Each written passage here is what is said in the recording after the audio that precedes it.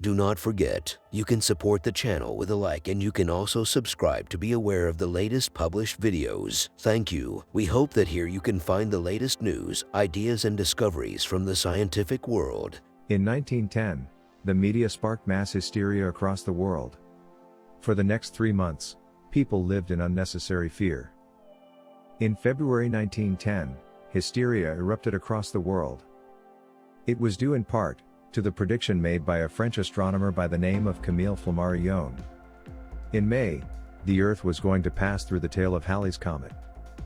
Earlier in the year, using spectroscopy, astronomers had detected significant amounts of highly poisonous cyanogen gas in the tail of the comet. Most astronomers declared that this would be harmless. The biggest effect on Earth would be no more than a short period of sunsets that were slightly more vivid. Unfortunately, Camille Flammarion had his own theory, and it was one the media decided would certainly sell more newspapers.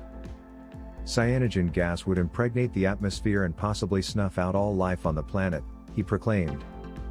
The New York Times ran Flammarion's theory, despite it being rejected by most astronomers. The prospect of passing through highly poisonous gas, and the likely end of the world, sparked hysteria among the public, with any reassurances that nothing cataclysmic would happen often completely ignored amidst the frenzy. Meanwhile, con artists rubbed their hands with glee. Almost immediately, salesmen began selling anti-comet pills, with one brand promising to be an elixir for escaping the wrath of the heavens. In Texas, 2 sellers were arrested for selling sugar pills marketed as the cure-all for all things comet. They were soon released following intense pressure on the police from their customers. Anti-comet umbrellas hit the shelves and stocks of gas masks ran out. As the predicted day of May 19 came closer, cracks in walls were hastily filled and people started to barricade themselves in their homes in an effort to prevent the poisonous gas entering. In California, a man nailed his feet and one hand to a cross, and throughout Europe and America, churches filled up with followers awaiting the end of the world. In Oklahoma, a group called the Sacred Followers planned to sacrifice a virgin to ward off the impending disaster. Thankfully, they were stopped by the police. The comet came into naked view on April 10, then on May 19, its tail passed through Earth's atmosphere for what must have been, for many, a terrifying 6 hours. As predicted by the majority of astronomers, nothing catastrophic happened. Relief swept through the survivors. Later, it was discovered that most of the anti-comet pills had been made using quinine and sugar.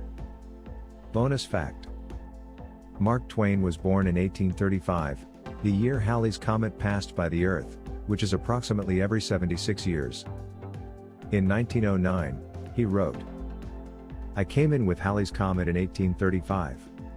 It is coming again next year, and I expect to go out with it. It will be the greatest disappointment of my life if I don't go out with Halley's comet. The Almighty has said, no doubt. Now here are these 2 unaccountable freaks. They came in together. They must go out together." On April 21, 1910, the day Halley's comet appeared at its brightest, Mark Twain died of a heart attack.